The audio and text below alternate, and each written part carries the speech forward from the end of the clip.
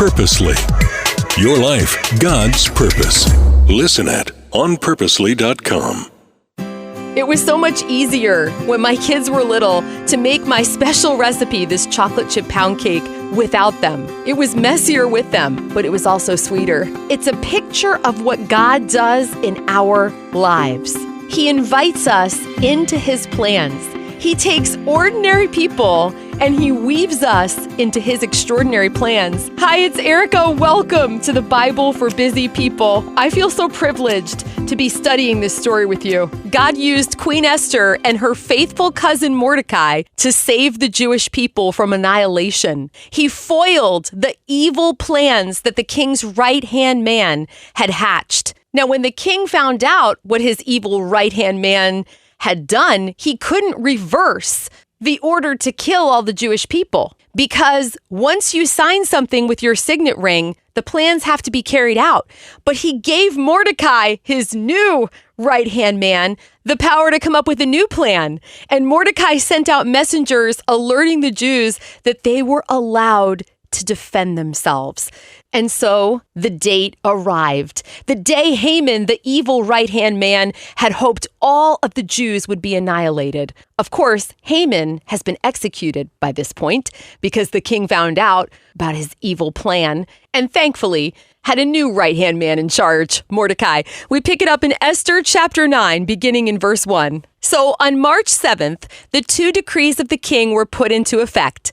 On that day, the enemies of the Jews had hoped to overpower them, but quite the opposite happened. It was the Jews who overpowered their enemies. The Jews gathered in their cities throughout all the king's provinces to attack anyone who tried to harm them, but no one could make a stand against them, for everyone was afraid of them. And all the nobles of the provinces, the highest officers, the governors, and the royal officials helped the Jews for fear of Mordecai. For Mordecai had been promoted in the king's palace, and his fame spread throughout all the provinces as he became more and more powerful. So the Jews went ahead on the appointed day and struck down their enemies with the sword. They killed and annihilated their enemies and did as they pleased with those who hated them.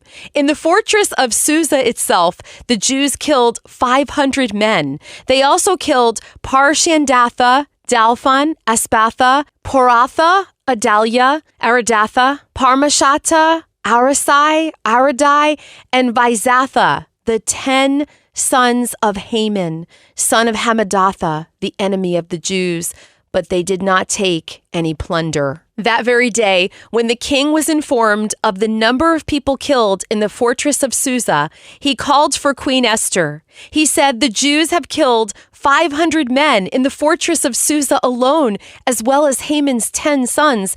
If they have done that here, what has happened in the rest of the provinces? But now, what more do you want? It will be granted to you. Tell me, and I will do it."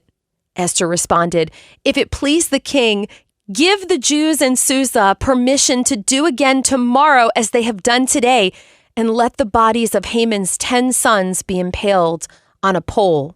So the king agreed, and the decree was announced in Susa, and they impaled the bodies of Haman's 10 sons.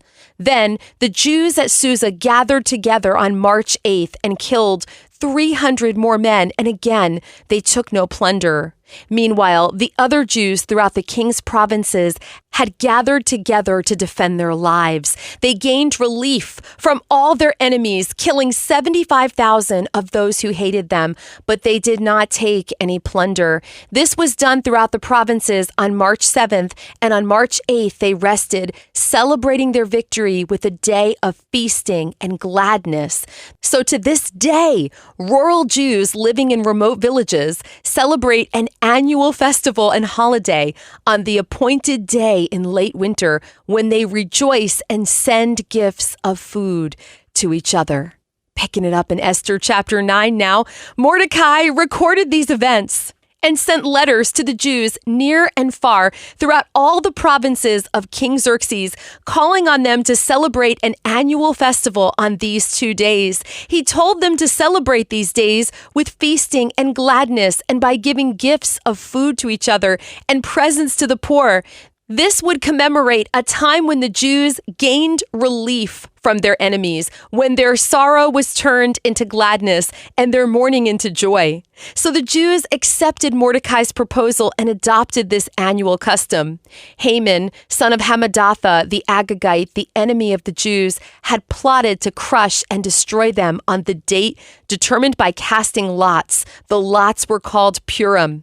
But when Esther came before the king, he issued a decree causing Haman's evil plot to backfire, and Haman and his sons were impaled on a sharpened pole. That is why this celebration is called Purim, because it is the ancient word for casting lots.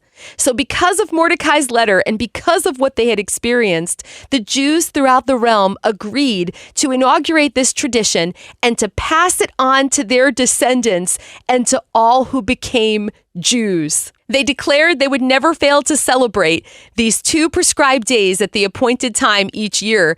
These days would be remembered and kept from generation to generation and celebrated by every family throughout the provinces and cities of the empire. This festival of Purim would never cease to be celebrated among the Jews, nor would the memory of what happened ever die out among their descendants. Then Queen Esther, the daughter of Abihail, along with Mordecai the Jew, wrote another letter, putting the queen's full authority behind Mordecai's letter to establish the festival of Purim. Letters wishing peace and security were sent to the Jews throughout the 127 provinces of the empire of Xerxes. These letters established the festival of Purim, an annual celebration of these days at the appointed time, decreed by both Mordecai the Jew and Queen Esther. The people decided to observe this festival just as they had decided for themselves and their descendants to establish the times of fasting and mourning. So the command of Esther confirmed the practices of Purim, and it was all written down in the records. You know, the Jewish people today still celebrate Purim. Stop and meditate on how awesome that is. What a calling Esther had on her life. What a calling you have on your life. God called Esther to be queen. He calls you and I to different roles at different times in our lives to accomplish the purposes that he planned for us long ago. So be encouraged. God is working in your life and writing an incredible story for you as well. Next time, we'll read the last 3 verses in Queen Esther's story, and we'll celebrate the victory in Psalm 30. Join me next time. Until then, you are loved. Thank you so much for listening to the Bible for Busy People. If you need prayer or you're ready to go a little deeper in your faith, we've posted some resources for you in our show notes. We'd love for you to share this podcast with a friend and leave us a review. It helps us reach even more people with the hope of Jesus. This podcast is part of Purposely, a podcast network designed with practical podcasts to help you find and live in God's purpose for your life. Find more podcasts that will recharge you at onpurposely.com.